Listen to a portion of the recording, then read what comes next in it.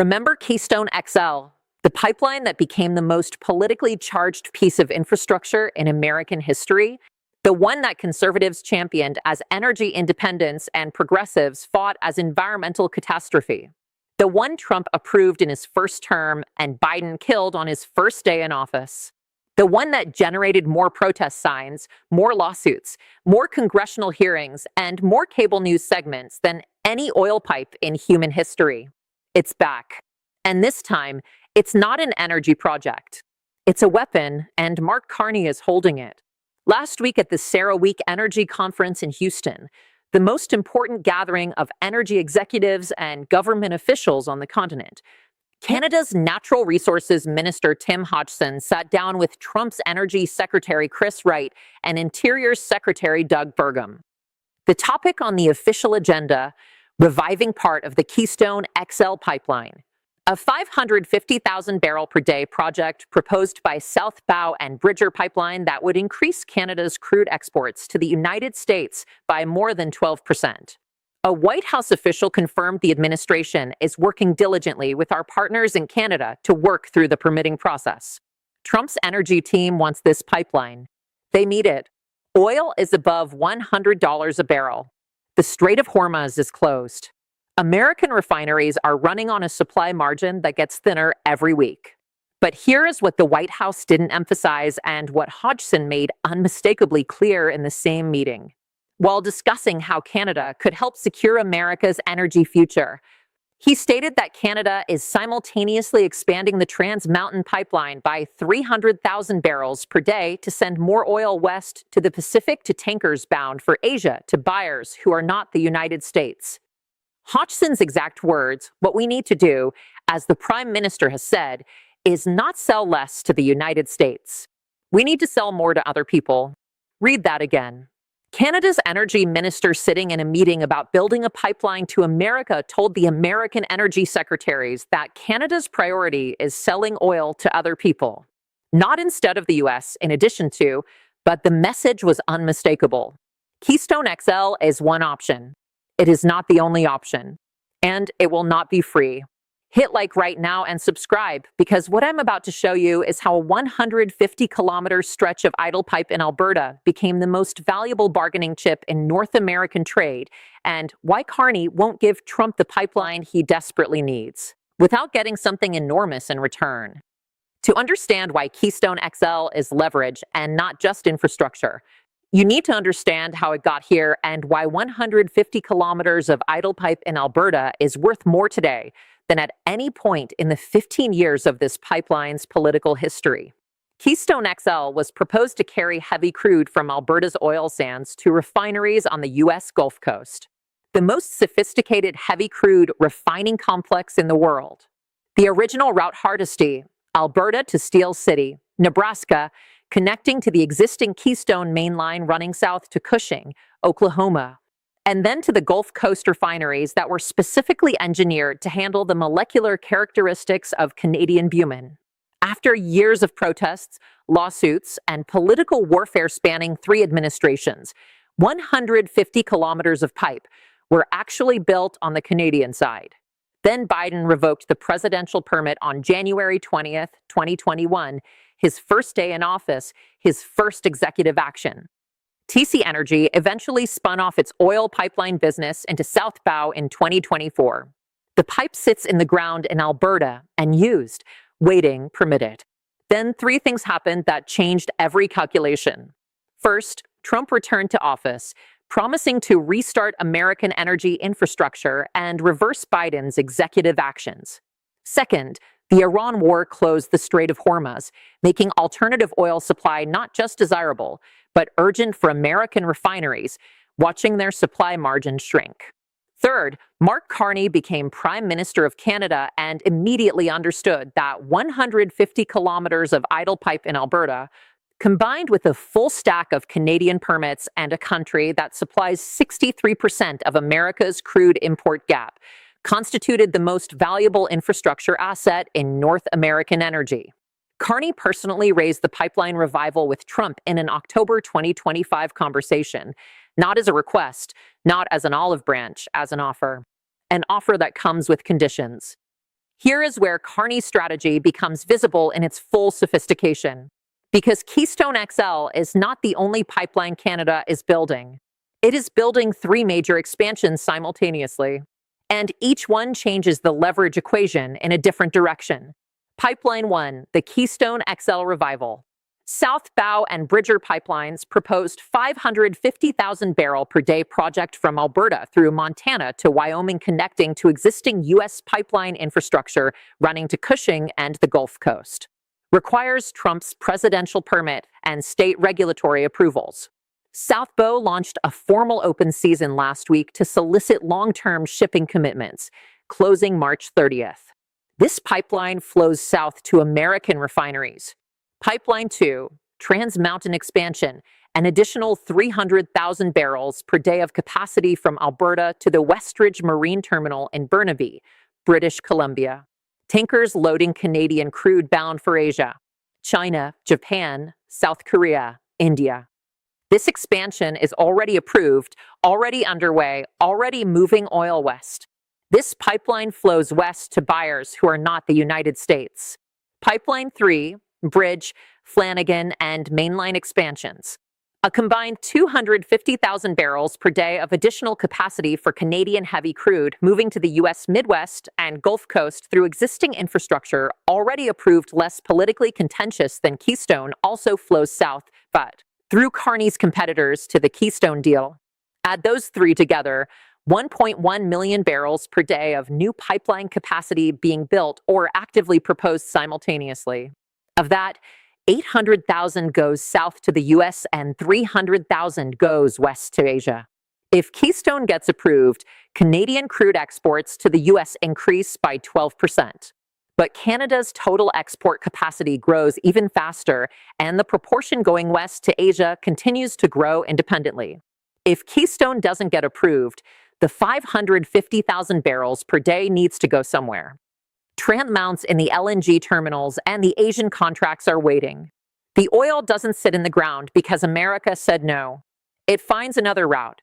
Carney's position is mathematically elegant. Canada will happily build Keystone XL. It will send more oil to American refineries, but not as a favor, as a negotiated exchange, and the price of that exchange is set at the CUSMA review table in July. Let me give you the numbers that explain why Trump cannot afford to say no, and why Carney knows it with the precision of a man who ran two central banks. The United States produces approximately 12 to 13 million barrels of crude oil per day. It consumes approximately 20 million. That gap, 7 to 8 million barrels every day, must be filled by imports. Canada fills approximately 4.4 million barrels of that gap, roughly 63% of the entire import requirement. No other country comes close. Saudi Arabia, Iraq, Mexico, Venezuela, all of them combined don't match Canada's volume to U.S. refineries. With Hormuz closed, the countries that could theoretically supplement Canadian supply, Saudi Arabia, Iraq, the UAE, Kuwait, cannot get their oil out of the Persian Gulf. Their crude is stranded behind Iranian mines and missile threats. The oil that is available on global markets is being bid up by desperate Asian buyers who were previously buying Middle Eastern crude and now need alternatives immediately. Midwest refineries are running on a supply margin that analysts describe as historically thin. These refineries in Ohio, Michigan, Indiana, Illinois, Wisconsin, and Minnesota were not built to process generic crude. They were specifically engineered for Canadian heavy crude for the molecular characteristics of oil sands bitumen. Switching to lighter alternative feedstocks requires years of retrofitting and billions in capital expenditure. There is no quick substitute if Canadian crude flows decrease by even 10 to 15%. Whether due to maintenance shutdowns, deliberate redirection, or commercial decisions to sell west rather than south, gas prices in the American Midwest spike immediately. Not in weeks, in days. When Hodgson said in Houston that Canada provides about 63% of that difference between U.S. production and consumption, he was not making a diplomatic observation. He was stating a dependency that no American energy policy can quickly change. He was saying you need us more than you know. And the man who sent him to Houston to say it in a meeting about building a pipeline is the man who also controls whether that pipeline gets built. Keystone XL would ease that dependency slightly by increasing supply volumes, but it would also deepen the structural integration that makes Canada indispensable. More pipe means more dependency, not less. And dependency that flows through infrastructure Canada controls is leverage that Canada holds permanently. Here is what sources close to Canada's CUSMA negotiating team describe as the framework Carney is building. Keystone XL sits at the intersection of three Canadian demands for the CUSMA review, and each demand is structured to be reasonable, defensible, and directly connected to the pipeline's success. Demand 1, tariff resolution. Canada wants binding CUSMA provisions preventing future unilateral tariffs on Canadian energy under emergency powers. The Supreme Court killed EPA. Canada wants the CUSMA review to codify that principle permanently. Keystone XL is the carrot. Give us the guarantee that the next president can't tariff it into irrelevance overnight.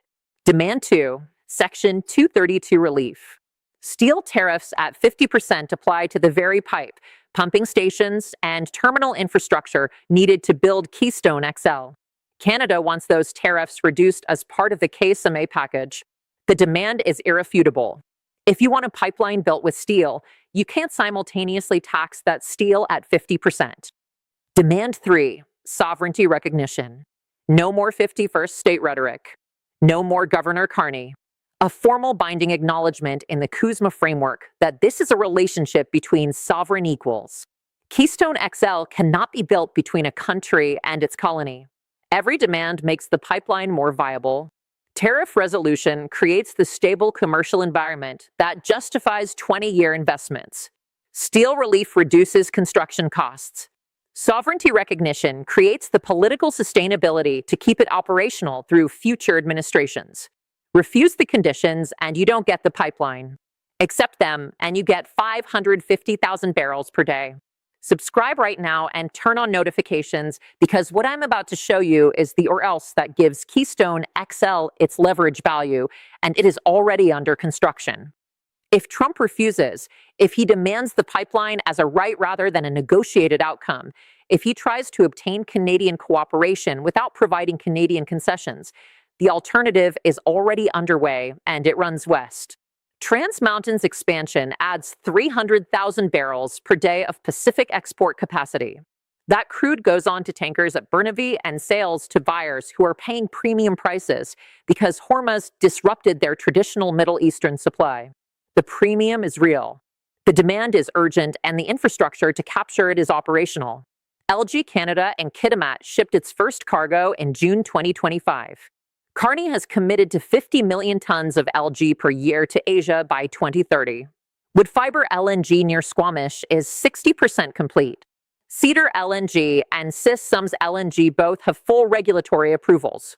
Chinese, Japanese, and South Korean state energy companies are signing long-term supply contracts that lock in volumes for decades. The energy proportionality clause removed from CUSMA by Trump's own negotiating team in 2018 means Canada has no treaty obligation to maintain America's proportional share of energy exports. If Asian buyers offer more per barrel than American refineries, the market incentive to redirect crude westward increases with every passing month. Canada can redirect supply without violating a single treaty provision because Trump's team eliminated the provision that would have constrained it. Hodgson's Houston statement captures the strategy in a single sentence. Not sell less to the United States. Sell more to other people. That is a business plan, not a threat. Pipelines don't get unbuilt because a social media post demands it. LG contracts don't get canceled because a tariff threat is posted at midnight. Carney doesn't need to say, give us a good deal or we redirect your oil. The Trans Mountain expansion says it. The LNG terminals say it. The Asian supply contracts say it. And every refinery operator between Michigan and Texas who is watching the market is already running the numbers because their refineries depend on the math being favorable for continued southward Canadian supply. And that math is changing. Here is where the Keystone XL negotiation reaches into your specific household, your gas tank, and your heating bill. If Keystone gets built on Carney's terms, binding tariff resolution, Section 232 relief, sovereignty recognition embedded in the CUSMA renewal, you get 550,000 additional barrels per day of Canadian crude flowing into the U.S. supply system. In a market where oil is above $100 and Hormuz is closed, that supply addition puts real downward pressure on prices. Not overnight, not dramatically, but measurably. Analysts estimate full Keystone capacity could reduce U.S. Gulf Coast crude prices by $2 to $4 per barrel in a sustained supply-tight market. Over a year at American consumption volumes, that translates to hundreds of billions in reduced energy costs across the economy. You also get construction employment, thousands of jobs along a 645-mile route through Montana and Wyoming, steel contracts for American and Canadian mills, pumping station construction, environmental monitoring positions. The kind of infrastructure employment that actually moves economic needles in communities that depend on energy sector spending. And you get energy security. The structural vulnerability that Hormuz exposed. American dependence on Middle Eastern supply that can be disrupted by a single adversary in a single strait is partially addressed by deepening the North American energy relationship through a permanent infrastructure. Keystone XL is an insurance policy against geopolitical disruption. But insurance has a premium, and the premium is Carney's negotiating demands. If Keystone doesn't get built, if Trump refuses the terms, tries to pressure Canada into building without concessions, or lets the negotiation drag past the point of commercial viability, the oil doesn't sit in the ground. Trans Mountain takes more of it west. The LG terminals take Canadian gas east to Pacific buyers. The 550,000 barrels per day that could have lowered your gas prices flows instead to refineries in Shandong and Yuland that compete with American manufacturers for the same finished products. Every day the negotiation stalls is a day the alternative infrastructure becomes more entrenched. And entrenched infrastructure, as Carney has said in the sentence that echoes through every chapter of this story, endures personalities change, systems, pipelines, terminals, contracts endure. Here is the picture as of today. Trump wants lower oil prices because his own war closed the Strait of Hormuz. His own tariffs alienated the country that supplies 63% of America's import gap. And his own voters are paying above $4 at the pump with 5 visible on the horizon. He needs Canadian crude more than at any point in recent American history. And he needs the additional supply that only Keystone XL can provide at the volumes and molecular specifications that GF Coast refineries require. Carney has the pipeline. He has 150 kilometers of pipe already in the ground. He has the Canadian permits, the land agreements, the environmental approvals. He has Trans Mountain expanding westward as the commercial alternative. He has LNG terminals multiplying along the Pacific coast as the energy security alternative. He has the CHECKMATE review in July as the negotiating venue. He has the proportionality-free CUSMA framework as the legal foundation for redirection without treaty violation. And he has a set of negotiating demands that are reasonable, interconnected, and each one a prerequisite for the pipeline's own commercial viability. The southbound open season closed March 30th, the deadline for shippers to commit to long-term capacity on the proposed pipeline. The CHECKMATE review begins July 1st. Between those two dates, the most consequential energy negotiation in North American history is being conducted through minister meetings, diplomatic channels, and the quiet language of pipeline permits and tanker contracts. Trump has called Carney the future governor of Canada while asking Canada to build him an oil pipeline. He has imposed tariffs on the country he needs for the project. He has threatened annexation of the sovereign nation whose cooperation is required for energy security. All while the pipe sits in the ground in Alberta, waiting for a negotiation that requires him to do the one thing his entire political identity is built against: acknowledge that he needs someone more than they need him. Keystone XL has been a political symbol for 15 years. Under Carney, it has become something far more powerful. A physical, tangible, sitting-in-the-ground piece of leverage that connects energy security, trade policy, and diplomatic respect into a single negotiating position with a single price tag. The question I want you to answer in the comments: I read every single one. Should Trump pay Carney's price, resolve the tariffs, end the 51st state rhetoric, and get 550,000 barrels per day of oil that his refineries need and his voters' wallets demand? Or hold out, insist on the pipeline without concessions, and watch the Trans Mountain expansion deepen? The LG contracts multiply, and the most valuable piece of infrastructure in North American energy sailed past on a tanker heading to Shanghai. The pipe is in the ground. The permits are signed. The alternative is under construction. And somewhere between March 30th and July 1st, the decision gets made. Not on Truth Social, but at a negotiating table where only one man holds both the pipeline and the patience to wait. Subscribe now. Turn on notifications. The South Bow Open season just closed. The CUSMA review is 92 days away.